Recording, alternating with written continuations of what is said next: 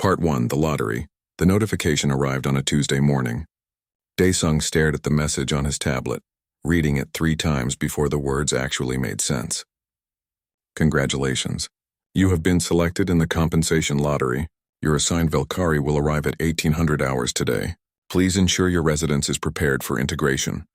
He set the tablet down on his small kitchen table and rubbed his face with both hands. The war had been over for 6 months. 6 months since humanity had somehow won against an empire that controlled half the galaxy. 6 months since the Valkyrie had surrendered and signed the treaty that changed everything. Daesung had spent those 6 months trying to forget, trying to sleep without nightmares, trying to walk past construction sites without flinching at the sound of machinery. He had been a combat engineer during the war, building fortifications and siege equipment. He had been good at his job. Too good, maybe. Now the government was giving every citizen a Valkyrie female as compensation for the war. Stress relief companions, they called them in the official documents. Daesung knew what that really meant. Everyone knew what that meant. The idea made him feel sick. He spent the day cleaning his apartment not because he wanted to prepare, but because he needed something to do with his hands. His place was small, just 2 rooms in the New Seoul district. 1 bedroom, 1 main room that served as kitchen and living space, and a bathroom barely big enough to turn around in. It was all he could afford on his veteran stipend. At exactly 6 in the evening, someone knocked on his door. Daesung opened it to find a government official in a gray suit holding a tablet. Behind him stood a small figure wrapped in a plain brown cloak. "Citizen Daesung," the official asked, not waiting for an answer. "I'm here to complete your Valkyrie assignment. Please confirm your identity." Daesung pressed his thumb to the tablet screen. The official nodded and gestured to the cloaked figure. "This is your assigned companion. Valkyrie identification number V7384512. She has selected the human name Isol. She has completed basic language training and understands her purpose. Do you have any questions?" "No," Daesung said quietly. "Excellent. Sign here to confirm receipt." The official held out the tablet again. Daesung signed, feeling like he was accepting a package instead of a living being. The official smiled, a thin expression that did not reach his eyes. "Enjoy your compensation, citizen. You earned it." Then he was gone, and Daesung was alone with Isul. She stood in his doorway, not moving. Daesung stepped back. "You can come in," he said. Isul walked inside slowly, her eyes moving around the small apartment. She was tiny, barely reaching Daesung's shoulder. When she finally pushed back her hood, he saw her face for the first time. Her skin was pale blue, smooth and almost luminescent in the dim light. Silver markings ran along her cheekbones and down her neck, disappearing under her cloak. Her eyes were large and dark like deep water. She was beautiful. That made everything worse somehow. "I'm Daesung," he said, then felt stupid. She already knew that. "Are you hungry? I have food. Or you can rest. The bedroom is through there." He pointed to the door on the right. "I'll sleep out here on the couch." Isul looked at the bedroom door, then back at him. Her hands, he noticed, were trembling slightly. She pulled the cloak tighter around herself. "I understand what I'm supposed to do here," she said. Her voice was soft, with a strange accent that made some words sound musical. "But I won't do it. I won't undress. I won't serve that purpose. You can report me if you want. I don't care anymore." Daesung blinked. He had expected fear, maybe. Or resignation. Not defiance. Not this quiet, firm refusal. "Okay," he said. Isul stared at him. "Okay?" "Yeah, okay. I wasn't going to ask anyway." Daesung moved to the closet and pulled out a blanket and pillow. "Look, I didn't want this either. I think this whole thing is wrong. So you do whatever you want. Sleep in the bedroom if you want privacy. I'll stay out here." He set the blanket and pillow on the couch and went to the kitchen area, giving her space. His hands shook slightly as he filled a glass with water. Behind him, he heard nothing. No movement, no sound. He turned slowly. Isul was still standing in the same spot, watching him with those dark eyes. She looked confused, like she was trying to solve a puzzle that did not make sense. "There's food in the cold box," Daesung said, pointing to the small refrigerator. "Help yourself whenever you want. The bathroom is through there. I work during the day, so you'll have the place to yourself most of the time." "Why?" Isul asked. "Why what? Why are you being kind?" I refused. "I told you I won't do what I'm assigned to do. You could force me. You could report me and have me taken away. Why are you being kind?" Daesung sat down at the small table, suddenly very tired. "Because you're a person," he said simply. "And I'm tired of hurting people." Isol stood silent for a long moment. Then slowly, she moved to the corner of the room farthest from him. She sat down on the floor, her back against the wall, the cloak still wrapped tightly around her. She pulled her knees to her chest and watched him. Daesung understood. She did not trust him yet. That was fine. He did not blame her. "I'm going to sleep," he said, lying down on the couch and turning to face the wall. "Good night, Isol." He heard nothing behind him. No response, no movement. He closed his eyes and tried to quiet his mind. Tomorrow he would have to go back to work. Tomorrow he would have to face his neighbors and co-workers who would ask about his assigned Valkyrie. Tomorrow he would have to figure out how to live with another person in this tiny space. But tonight he had done one simple thing. He had treated another living being with basic dignity, in a world that seemed to have forgotten what that meant. It felt like the only important thing left. As sleep finally came, Daesung thought he heard a soft voice whisper, "Thank you," from the corner of the room. But he could not be sure. It might have been his imagination. It might have been hope. Either way, something had changed. Something small but important. In refusing to participate in cruelty, in choosing simple kindness, Daesung had taken the first step down a path he could not yet see. A path that would challenge everything he thought he knew about the war, about his people, and about what it truly meant to be human. The night settled over the apartment, quiet and uncertain. Two strangers, former enemies, sharing space and searching for something neither could name. Not peace, not yet, but maybe the possibility of it. Maybe the beginning of something better than hate. Part 2. Uncomfortable Coexistence. The first 2 weeks were strange. Isol barely spoke. She moved through the apartment like a ghost, always keeping distance between herself and Daesung. She slept in the bedroom with the door closed. She ate when he was not looking. Sometimes he would come home from work to find the apartment exactly as he had left it, as if she had not moved all day. Daesung tried to give her space. He kept his routine simple and predictable. He woke early, made breakfast, left half of it on the table for her, and went to work. He came home at the same time each evening. He cooked dinner, ate his portion, and left the rest. He watched shows on his tablet with headphones so he would not disturb her. Before bed, he always said good night, even though she never responded.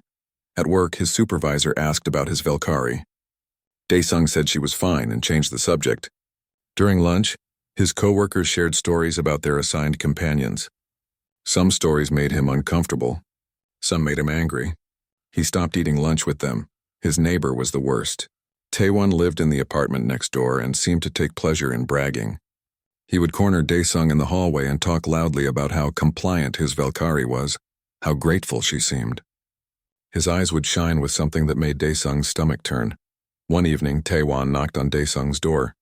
When Daesung answered, Taewon looked past him, trying to see inside. "Hey, I never see your Valkyrie," Taewon said with a grin. "Is she broken or something? You can request a replacement, you know. I have a friend who got a defective one." They took her away and gave him a better model. "She's fine," Daesung said flatly. "We're fine. You sure? Because mine is very active, very eager to please. If yours isn't performing properly, that's a problem. You should report it." Daesung stepped into the hallway and closed his door behind him. He moved closer to Taewon, using his height. "My situation is none of your business. Stop asking about it." Taewon's grin faded. He raised his hands in mock surrender. All right. Just trying to help, but you're supposed to report problems. It's part of the program rules." After Taewon left, Daesung stood in the hallway for a moment, breathing deeply. When he went back inside, he found Isul standing near the door. She had heard everything. Her face was pale, even for a Valkyrie. "Will you report me?" she asked quietly. "No," Daesung said. "Never." But the next week, someone did report something because a government social worker showed up at his door. Her name was Hana, and she carried a tablet and a professional smile. "I'm here for a routine integration check," Hana explained, stepping inside without waiting for permission. "We visit all assignments during the first month to ensure everything is proceeding smoothly." Isul appeared in the bedroom doorway, still wearing her cloak. Hana looked at her with sharp eyes, taking notes on her tablet. "She's very covered up," Hana observed. That's unusual. Most Velkari have adapted to more comfortable clothing by now. She likes the cloak, Daesung said. Hana smiled thinly. Of course. But the purpose of the program is integration and comfort. Velkari who remain isolated often develop compliance issues. She turned to Isolde. Are you eating properly? Sleeping well? Fulfilling your assigned purpose? Isolde said nothing. Daesung stepped between them. She's adjusting fine. Everything is fine. Hana made more notes. I see. Well, I'll note that progress is slower than optimal. We'll schedule a follow-up visit in 2 weeks. If integration has not improved, we may need to consider reassignment. She smiled at Daesung. For her benefit, of course. Some Velkari do better with more structured guidance. After Hana left, the apartment felt heavy with unspoken fear. Isolde sat on the couch staring at nothing. Daesung had never seen her leave the bedroom before. He sat down carefully on the other end of the couch, keeping distance between them. I won't let them take you, he said. You can't stop them, Isolde replied. If I'm marked as defective, they'll come. And then? She stopped, her voice catching. The reconditioning facilities. I've heard what happens there. Daesung wanted to promise everything would be okay, but he did not make promises he might not keep. Instead, he just sat with her in silence. That evening, he tried to cook dinner. He was making ramyun, nothing fancy, just instant noodles. But he was distracted, thinking about Hana's visit, about the threat hanging over them. He did not notice when the pot started boiling over. He grabbed the handle without thinking. The metal was hot. Pain shot through his palm. He jerked back, cursing, dropping the pot. Water spilled across the counter. Suddenly, Isolde was there, moving faster than he had ever seen her move. She grabbed his wrist and pulled him to the sink, running cold water over his burned palm. Her touch was firm but careful, professional. Hold it under the water, she commanded. She was already moving, searching through his cabinets. Do you have a first aid kit? Under the bathroom sink, Daesung managed, surprised by her sudden take-charge attitude. She returned with the kit and examined his hand with focused intensity. The burn was not terrible, just red and painful. She applied ointment and wrapped it with practiced efficiency. You need to be more careful, she said, her voice different now. Stronger. Burns can get infected easily if not treated properly. Thank you, Daesung said. That was professional. Isolde stepped back, seeming to realize how close she had been standing. I was a medical technician, she said quietly. Before the war, I worked at a research hospital. It was the first personal thing she had ever told him. Daesung looked at his bandaged hand, then at her. A medical technician. That's impressive. I was good at it, Isolde said, and there was a hint of pride in her voice. I was training to become a full physician. I had 2 more years of study left when the war started. She looked down at her hands. Now I'm here. A stress relief companion. All that training, all that work means nothing. It means something, Daesung said. You just helped me. That was medical care. That matters. Isolde looked at him for a long moment. Something in her expression shifted like ice beginning to crack. Why don't you force me? She asked suddenly. Every day I expect it. Every night I wait for you to stop being kind and become like the others.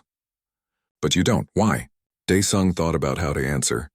He thought about the war, about the things he had built, the destruction he had enabled. He thought about the moment he had decided he was done hurting people, even if that meant being hurt himself. Because you're a person, he said finally. You have a name. You have a past. You have skills and dreams and feelings. You're not an object. You're not a thing to be used. He met her eyes. And I'm not a monster. At least I'm trying not to be. Isolde's eyes became shiny with unshed tears. She blinked them back quickly. Thank you, she whispered. That night, for the first time, she left the bedroom door open. Not all the way, just a crack. A small gesture of trust. Daesung lay on his couch and stared at the ceiling, thinking about what she had said. She had been a medical technician. She had a career, a future before the war destroyed everything. How many other Velkari were out there, stripped of their identities, reduced to a single purpose? How many had been doctors, teachers, artists, scientists?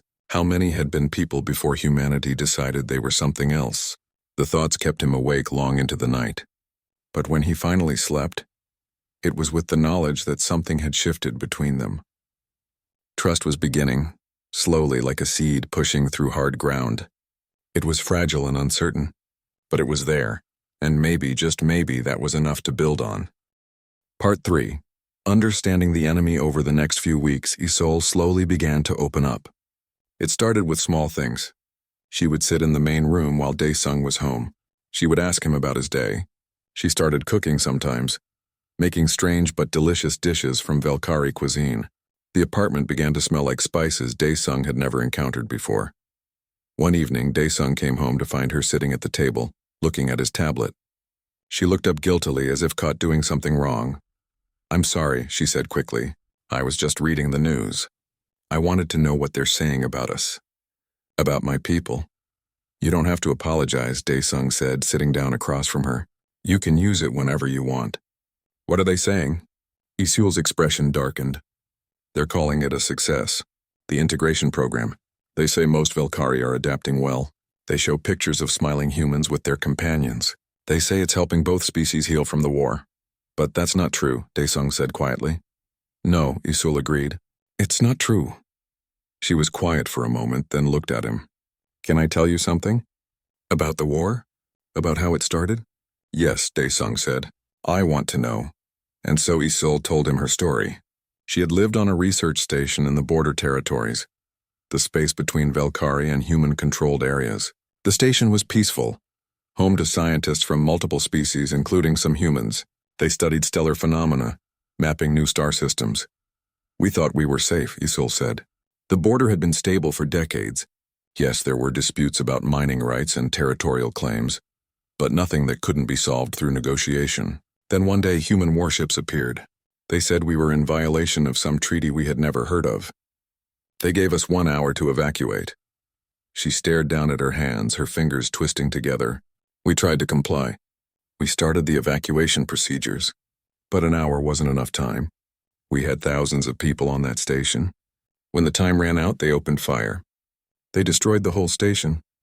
I survived because I was on a medical transport that had already launched. We watched it happen. We watched everyone die." Daesung felt cold. "I didn't know that," he said. "The news said the Velkari attacked first. They said your empire was expanding aggressively into human space. We were defending our territory," Isul said, her voice hard now. "After the station was destroyed, the Velkari military responded." "Of course they did. What were they supposed to do? Let humanity destroy everything without fighting back?" She looked at him. "Both sides committed terrible acts during that war. Both sides have blood on their hands. But history is written by winners, and you won." Daesung thought about his time in the war. He remembered the targets he had helped destroy, the fortifications he had built to lay siege to Velkari positions. He had never questioned the mission. He had never asked if the people inside those positions were soldiers or civilians. He had just done his job. "I helped destroy your people," he said quietly. "I was a combat engineer. I built weapons. I built siege equipment." "I know," Isul said. "I figured that out from things you've said.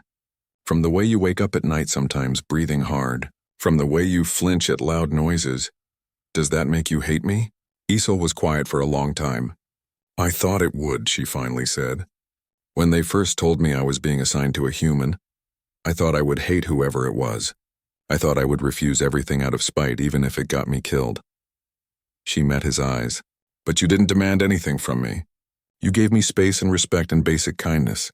You treated me like a person when everyone else treated me like property. So no, I don't hate you. You made mistakes during the war, like everyone did. But you're trying to be better now. That matters." They talked long into the night. Isul told him about Velkari culture, about the philosophy of light sharing, where communities supported each other through dark times. She told him about Velkari families which were not based on blood but on chosen bonds. She told him about the music of her people, complex harmonies that could make you feel emotions you did not have words for. Daesung shared his own experiences. He told her about the friends he had lost in the war. He told her about the nightmares where he was trapped in burning buildings, hearing screams he could not stop. He told her about coming home and feeling like a stranger in his own world. As Isul talked about her life before, Daesung started researching on his own. He found archived news articles that had been buried, reports that contradicted the official story. He found evidence that the border conflicts had been more complicated than he had been told. He found testimony from human soldiers who questioned the orders they had been given. The more he learned, the more his understanding of the war shifted. It had not been a simple story of human defense against alien aggression. It had been messy and complicated, full of miscommunication and escalation. Both sides had made choices that led to horror. Both sides had done things that could never be justified. One night, about a month after Isul had arrived, Dae-sung was checking the smoke detector in the ceiling. The battery light had been blinking, which was strange because it should have been working fine. When he opened it, he found something that made his blood run cold. A tiny camera, hidden inside the smoke detector casing. He carefully removed it and showed it to Isul. Her face went pale. "They've been watching us," she whispered. "This whole time," Dae-sung confirmed. He felt violated, angry. "They've been monitoring to see if you're complying." "What do we do?" Isul asked, and he could hear fear in her voice. "If they see that I'm not doing what I'm supposed to, they'll take me away." Dae-sung crushed the camera in his hand, breaking it into pieces. "I'm going to report this as a malfunction," he said. "Some kind of equipment failure." "It'll buy us time?" "Time for what?" "I don't know yet," Dae-sung admitted. "But we'll figure something out." That night, Isul asked if she could sleep on the couch instead of in the bedroom. "I don't feel safe alone right now," she explained. "Of course," Dae-sung said. He took the bedroom for the first time since she had arrived, but he left the door open. They were both afraid now, both aware that their small bubble of safety was more fragile than they had thought.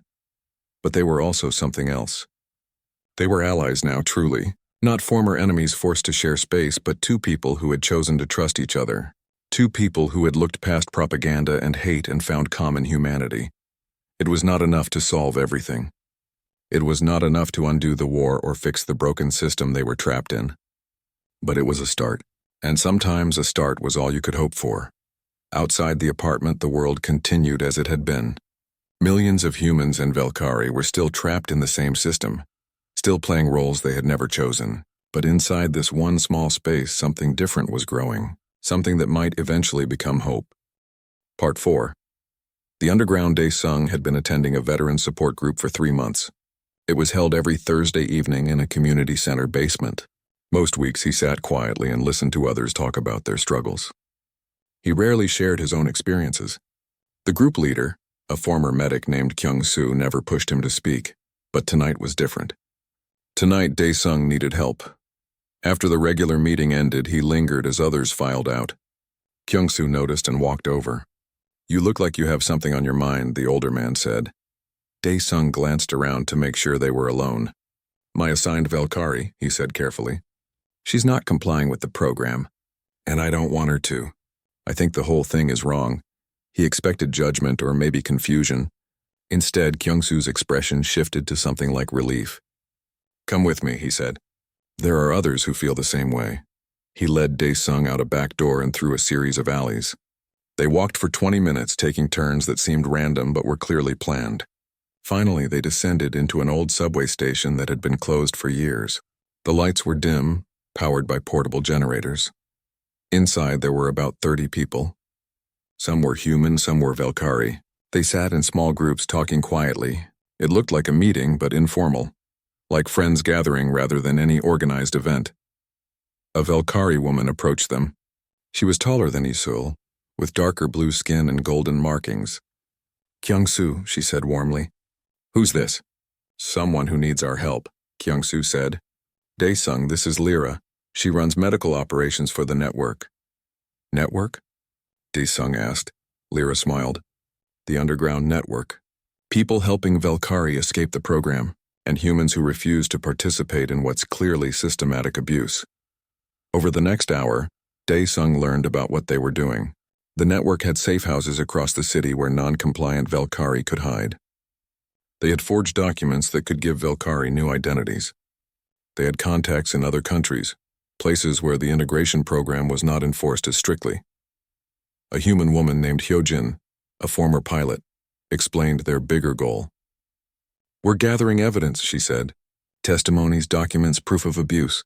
The surrender treaty that established this program was supposed to be reviewed by the Galactic Council. But our government has been hiding the truth about how it's actually working. If we can gather enough evidence, we can force an investigation." "Why are you doing this?" Dae-sung asked. "You could get in serious trouble." Hyojin gestured to a Valkyrie sitting beside her, a woman with silver hair and scarred hands. This is Nari, she's my partner. We met before the war, when I was doing cargo runs to the border territories. When the program started, they assigned her to someone else. Someone who... She stopped, her jaw tight. Someone who hurt her badly. We got her out, but there are thousands more like her. Millions, probably. I can't just ignore that. Daesung met Nari's eyes.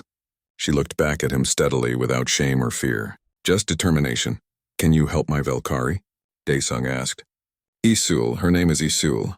They're monitoring our apartment. A social worker said if she doesn't start complying, they'll reassign her. Lyra nodded. We can get her out. Take her to a safe house tonight if needed. No, Daesung said quickly.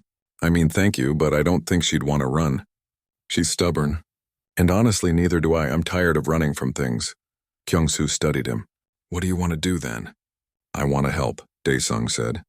Whatever you're planning with this evidence, I want to be part of it. Isul might too. She was a medical technician before the war. She's smart and brave. She should have a choice in this. The next evening, Daesung brought Isul to the underground station. She was nervous at first, her hand gripping his arm tightly as they walked through the dark tunnels. But when she saw other Valkyrie there, free and unafraid, something in her relaxed. Lyra explained the situation to her.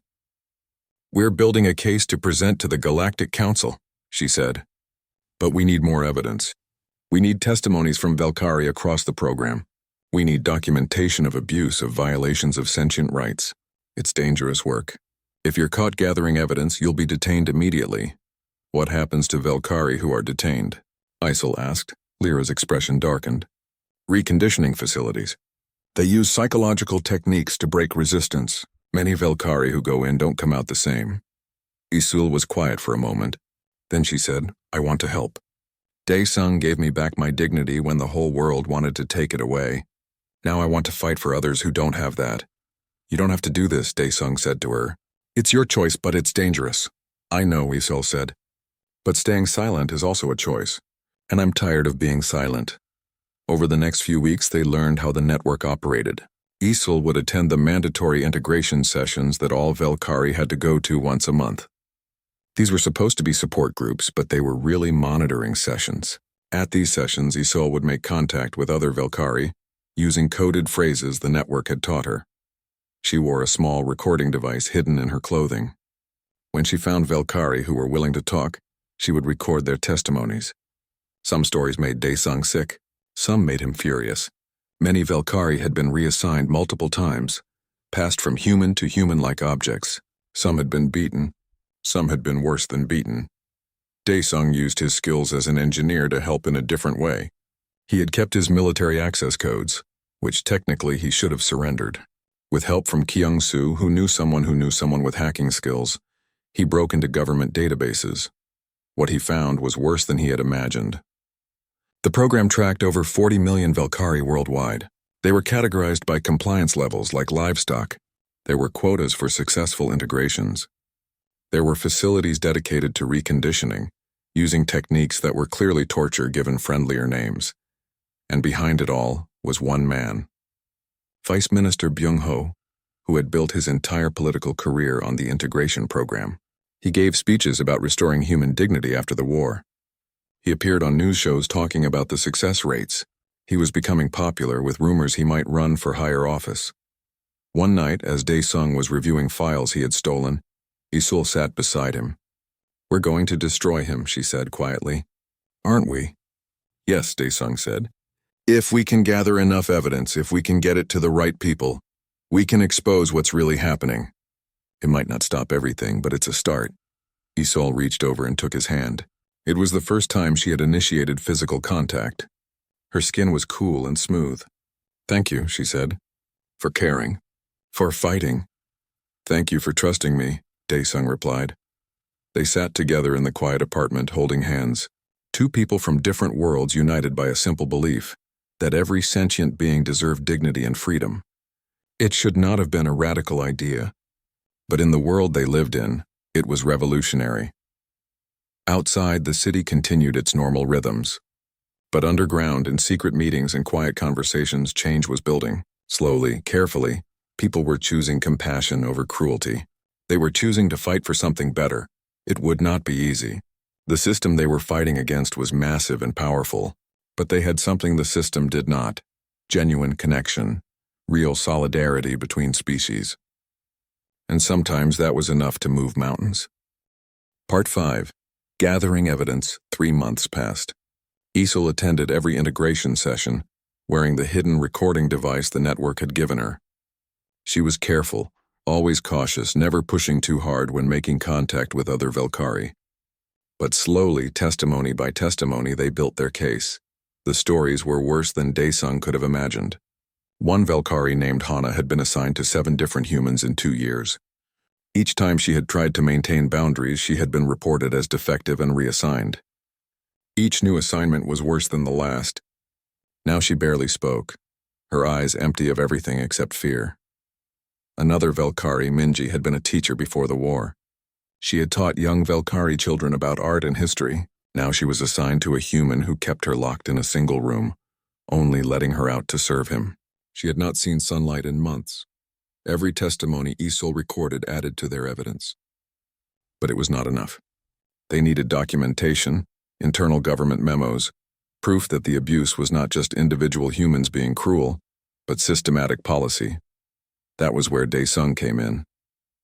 He spent his evenings hacking into government databases, stealing files covering his tracks. He had gotten better at it with help from the network's tech experts. He found compliance quotas that rewarded high rates of successful integration. He found training manuals for social workers that taught them how to identify and remove non-compliant Velkari. He found budget reports for the reconditioning facilities. Every piece of evidence they gathered was copied and hidden in multiple locations. The network could not afford to lose this information, but the work was taking its toll. Daesung barely slept anymore. When he did sleep, he dreamed about the faces in the testimonies, the suffering he could not prevent. Isel was tired too, the weight of all those stories pressing down on her. Some nights she would come home from integration sessions and just sit in silence for hours, processing what she had heard. They held each other through the difficult moments. Their relationship had become something neither of them had expected. Not romantic, not exactly, but deeply bonded. They were partners in the truest sense, fighting together for something that mattered. One evening, there was a knock at the door. Daesung opened it to find Hana, the social worker, standing in the hallway. His heart sank. They were due for another inspection, but he had hoped to delay it longer. "Good evening," Hana said with her professional smile. "May I come in?" Daesung had no choice. He led her inside. Isel appeared from the bedroom, her expression carefully neutral. Over the months, they had learned to play their roles during inspections. Isel would stand close to Daesung, would smile when appropriate, would say what was expected. But today, Hana's inspection was more thorough. She asked detailed questions. She wanted to see the bedroom, to check how they were living. She made notes constantly on her tablet. "I have to be honest with you," Hana said finally, setting down her tablet. "There have been complaints. Your neighbor Taewan has reported concerns about your Velkari's behavior. He says she seems withdrawn and fearful. He's worried she's being mistreated." Daesung felt a flash of anger. Taewan, who bragged about controlling his own Velkari, was reporting them. "Isel is fine," he said firmly. "She's adjusting at her own pace. I need to hear from her," Hana said, turning to Isel. "Are you happy here? Is this human treating you well?" Isel met Hana's eyes. For a moment, Daesung worried about what she might say. But Isel had become a good actor when she needed to be. "I'm satisfied with my assignment," she said carefully. "Daesung has been kind to me." "That's not the same as being happy," Hana observed. She studied Isel for a long moment. "You seem very reserved, very closed off. That's concerning. The purpose of this program is mutual comfort and connection. Some people take longer to open up," Daesung said. "That doesn't mean there's a problem." Hana made more notes. When she finally left, her parting words were ominous. "I'm going to schedule another visit in 2 weeks. If I don't see significant improvement in integration, I'll have to recommend reassignment. I'm sorry, but those are the program guidelines." After the door closed, Isel sat down heavily on the couch. "They're going to take me away," she said, "and I don't think there's anything we can do to stop them." Daesung sat beside her. We'll figure something out. Maybe the network can hide you before the next inspection. And what about you? Isol asked. If I disappear, you'll be questioned. You might be arrested for helping me escape. I won't let you sacrifice yourself like that. They sat in heavy silence, both understanding that their time was running out. 2 weeks. They had 2 weeks to gather enough evidence to expose the program, or to accept that Isol would be taken away. That night, Daesung called an emergency meeting with the network. They met in the underground station. More people than usual crammed into the space.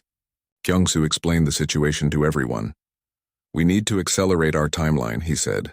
The Galactic Council representative is arriving in 3 weeks. We were planning to wait longer to gather more evidence, but we might not have that time, Lyra stood up. We have dozens of testimonies. We have internal documents. We have proof of systematic abuse. The question is whether it's enough. It has to be enough, Hyojin said, because we're running out of time. Not just for Isol, but for everyone. The government is tightening controls. They're getting better at finding us. If we wait too long, we might lose our chance entirely. The discussion went late into the night. They debated strategies, argued about risks, tried to find the best path forward. Finally, they made a decision. They would present everything to the Galactic Council representative in 3 weeks. Everything they had all at once. It was risky, but it was their only option. As the meeting ended, a woman Daesung did not recognize approached him. She was human, middle-aged, with tired eyes. I heard about your situation, she said quietly. I wanted you to know that I'll help however I can. My name is Hana. Daesung blinked in confusion. Hana, but that's the name of our social worker. I know, the woman said. I am your social worker. Daesung stepped back, his mind racing. Had they been betrayed? Was this a trap? Hana raised her hands in a peaceful gesture. Please let me explain. I've been documenting the program for years. I've seen what it does to Velkari. The systematic abuse, the violations of basic rights. I've been feeding information to the network for months. I'm on your side. But at our apartment, you threatened us, Daesung said. I had to, Hana replied. I'm monitored too. My reports are reviewed. If I seem too sympathetic to non-compliant Velkari, I'll be removed from my position. But I've been falsifying records, buying time for people like you. I have access to internal communications, high-level memos that prove the program's leadership knows about the abuse and chooses to ignore it. She pulled out a data drive and handed it to Daesung. Everything is on here. Communications from Vice Minister Byung-ho himself, discussing how to suppress negative reports, directives to increase reconditioning facility capacity, budget allocations for programs that are clearly torture. This is the evidence you need. Daesung took the drive, his hands shaking slightly. Why are you doing this? Hana's eyes were sad. Because I couldn't stay silent anymore. Because every night I go home and think about the people I've helped destroy by doing my job. Because silence is complicity. And I'm done being complicit. That night, when Daesung and Isol returned to their apartment, they looked through the files Hana had given them. It was worse than anything they had found before. Proof that the highest levels of government knew exactly what was happening and had designed the system to work this way. We're going to burn it all down, Isol said quietly, staring at the screen. Yes, Daesung agreed. We're going to expose everything. They had 2 weeks until Hana's next inspection. 3 weeks until the Galactic Council representative arrived. It was not much time. But it would have to be enough. They had come too far to give up now. Part 6, The Breaking Point. Everything fell apart on a Tuesday night. Daesung was working late at the underground station, organizing the files they would present to the Galactic Council. Isol had stayed home because she was tired, the weight of all the testimonies catching up with her. She had promised to rest and eat something before he got back. He was reviewing a particularly damning memo from Byung-ho when his phone buzzed. A message from Isol. Come home now, emergency. He ran the entire way, his heart pounding. When he reached his apartment building, he found Taewon's door open. Inside, he could hear shouting. Daesung burst through the door without thinking. Taewon was standing over a Velkari woman who was curled on the floor, her arms wrapped around her head. Her name was Nari, Daesung remembered. She lived next door. He had seen her in the hallway sometimes, always keeping her eyes down. Taewon turned when Daesung entered, his face red with anger. Get out, he snarled. This is none of your business. But Dae-sung saw the blood on Nari's face, the bruises already forming on her blue skin. He saw Isol standing in the doorway behind him, her face pale with horror. "What did you do to her?" Tae-sung demanded. "What I'm allowed to do," Taewon said. "She's mine. She's supposed to serve, and she refused. I'm teaching her compliance." Something inside Dae-sung broke. All the anger he had been holding back, all the rage at the system, at the cruelty he had witnessed, came flooding out.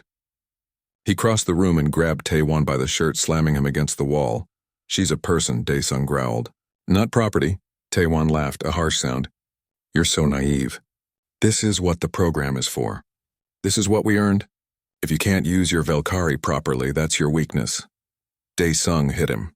Once hard in the face, Taewon went down, blood streaming from his nose. Dae-sung stood over him, breathing hard, his hands shaking. "Dae-sung, stop," Isul said from the doorway. "The neighbors will call the police." She was right. Dae-sung stepped back, his anger draining away as quickly as it had come. He turned to Nari, who was still on the floor. "Can you stand?"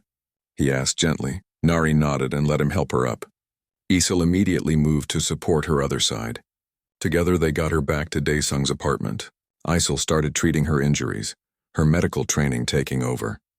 10 minutes later, the police arrived. Dae-sung expected it. What he did not expect was Kyung-soo showing up right behind them, bringing a lawyer named Ji-woo who was part of the network. At the police station, things moved quickly. Taewon filed assault charges against Dae-sung, but Ji-woo had brought documentation, photos that Hana had secretly taken during her visits to Taewon's apartment. Evidence of abuse that could not be denied. The police were caught off guard. They had not expected the situation to be complicated. After several hours of tense negotiation, they agreed to drop the assault charges against Dae-sung and arrest Taewon instead for abuse of his assigned Valkyrie. But as Dae-sung left the police station with Kyung-soo and Ji-woo, he knew they had made themselves visible. They had drawn attention, and attention was dangerous. "The government will be watching you now," Ji-woo said quietly. "This incident will be in their system. They'll know you're not a compliant participant in the program." "I don't care," Dae-sung said. "I'm done pretending." That night, back at the apartment, they set up a sleeping area for Nari on the couch.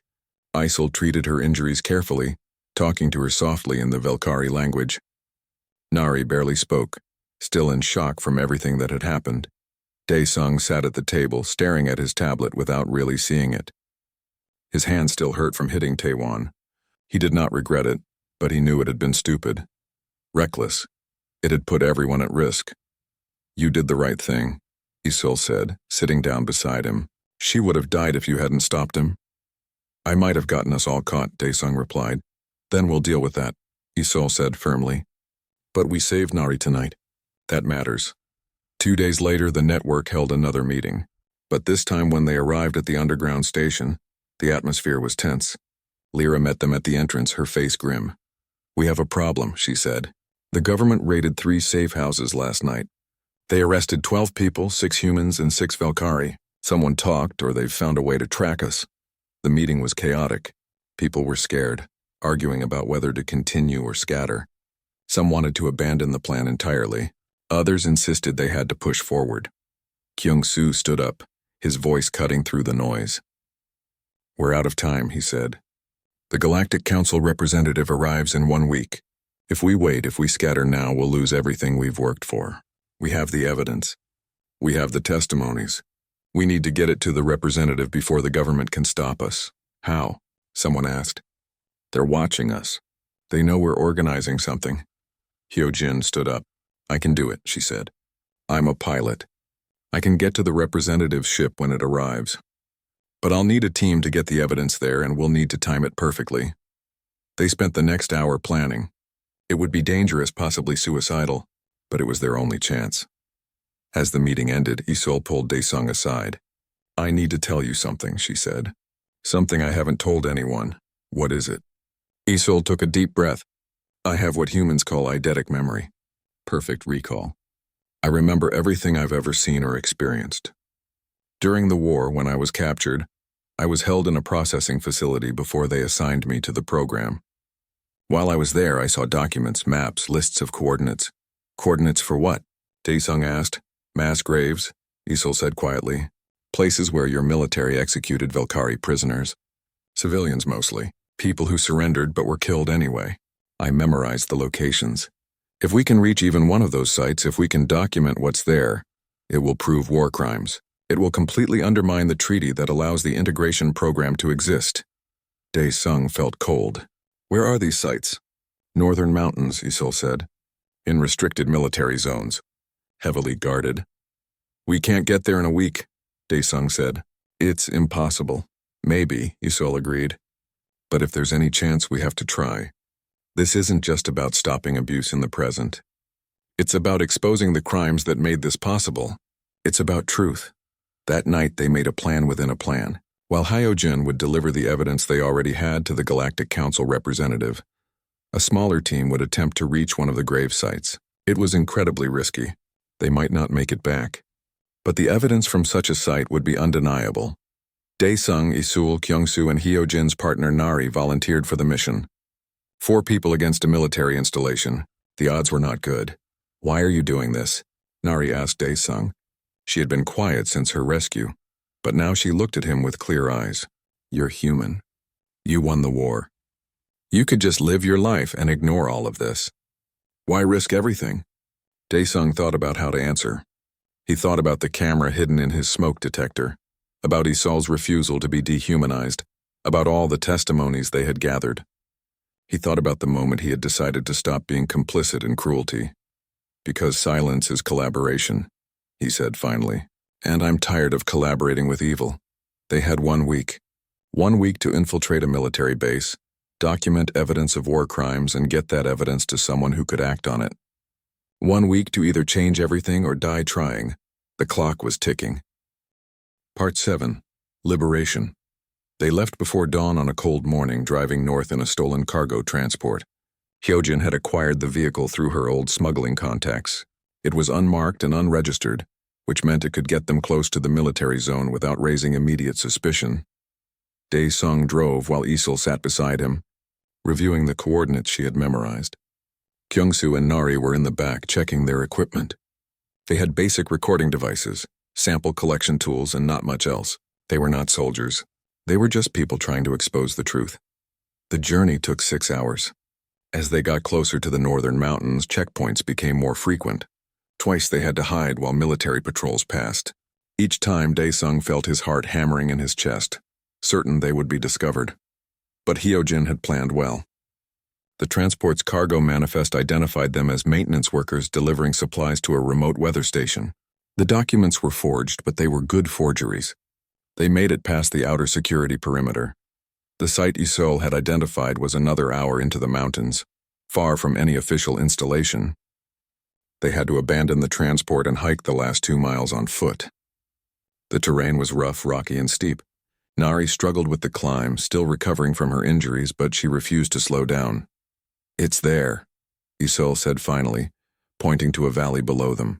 That's where the coordinates lead. The valley looked peaceful at first, just rocky ground and sparse vegetation. But as they descended, Dae Sung started to notice disturbed earth, patches where the ground had been dug up and then covered again.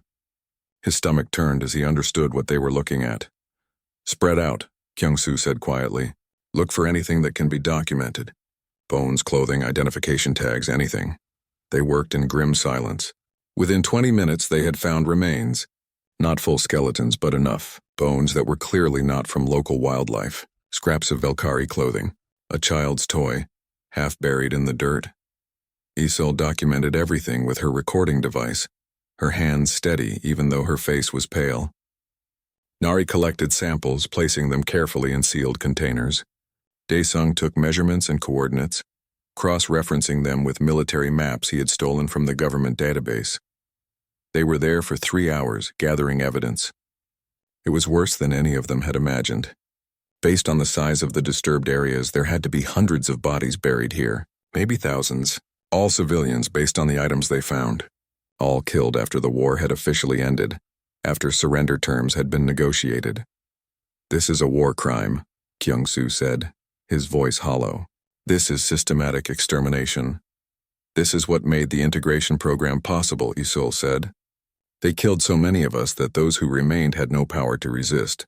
We were too traumatized, too broken to fight back when they decided to distribute us like property.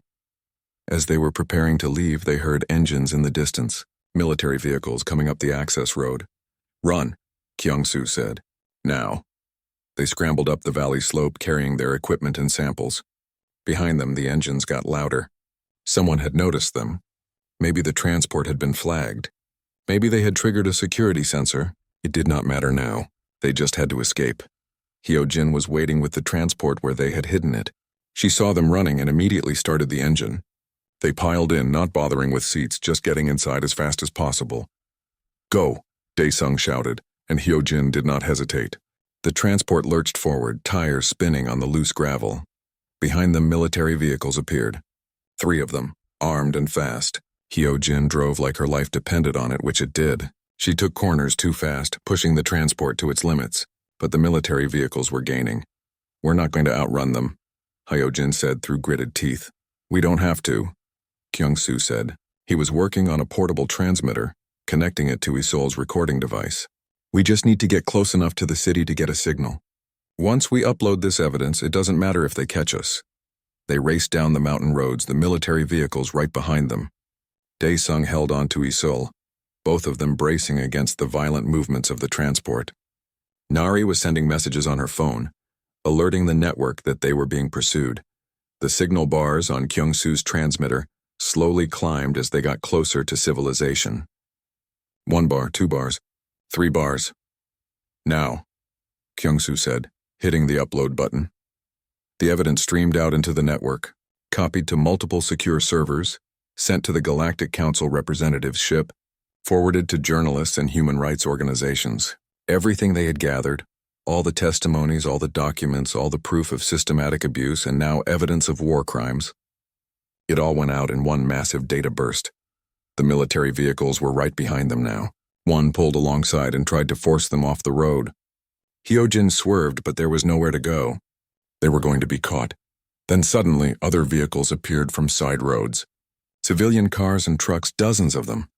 Members of the network who had come when they received Nari's messages. They formed a barrier between the military vehicles and the transport, blocking the pursuit. It gave them enough time. Hyo-jin drove straight to the building where the Galactic Council representative was staying, a high-security diplomatic facility in the heart of the city. She crashed through the outer gate, alarms blaring, and stopped right in front of the main entrance. Security forces surrounded them immediately, weapons drawn. But they were not just human security. Galactic Council guards were there too, representatives from multiple species. And they had already received the transmitted evidence. They had already started reviewing it. Ambassador Thelvan, the Galactic Council representative, appeared at the entrance. He was tall and thin, with gray skin and forearms. His species was known for being fair judges in interstellar disputes. "I have reviewed your evidence," Thelvan said, his voice resonating through translation devices. "It is compelling and disturbing. I am placing this facility under Galactic Council jurisdiction. Everyone here is under Council protection until this matter is fully investigated." The human security forces tried to protest, but galactic law was clear. Once the Council claimed jurisdiction, no planetary government could interfere. Dae-sung and the others were safe, at least for now. The next 72 hours were chaos. The evidence spread across global networks faster than the government could suppress it. People saw the testimonies, read the documents, viewed the recordings from the grave site. Public opinion fractured sharply. Some defended the integration program, calling the evidence fake. But others were horrified, unable to deny what they were seeing. Vice Minister Byung-ho was arrested within 24 hours, charged with crimes against sentient beings. The integration program was suspended immediately, pending a full investigation. 40 million Velkari were suddenly in legal limbo, neither assigned nor free. Protests erupted in cities worldwide. Some humans demanded the program continue. Others demanded justice for the Velkari.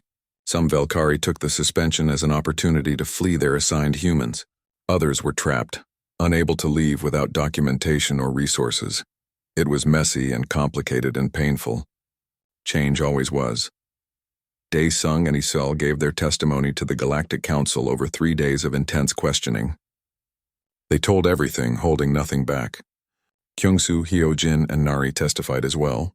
So did dozens of other network members. and hundreds of Velkari who had suffered under the program. 3 months later, the Galactic Council issued its ruling. The integration program was declared a violation of sentient rights and galactic law. All Velkari were to be given full citizenship status in whatever jurisdiction they chose. Reparations would be paid. War crime trials would be held. The treaty that had ended the war was declared invalid due to evidence of crimes committed during and after the conflict. It was not perfect justice. Many humans who had participated in abuse would never face consequences. Many Velkari would carry trauma for the rest of their lives. The damage could not be undone, but it was a start. Daesung's apartment became a temporary shelter for displaced Velkari in the months that followed. He and Isolde worked with Hana and the network to establish legitimate support systems, helping Velkari find housing, employment, and medical care.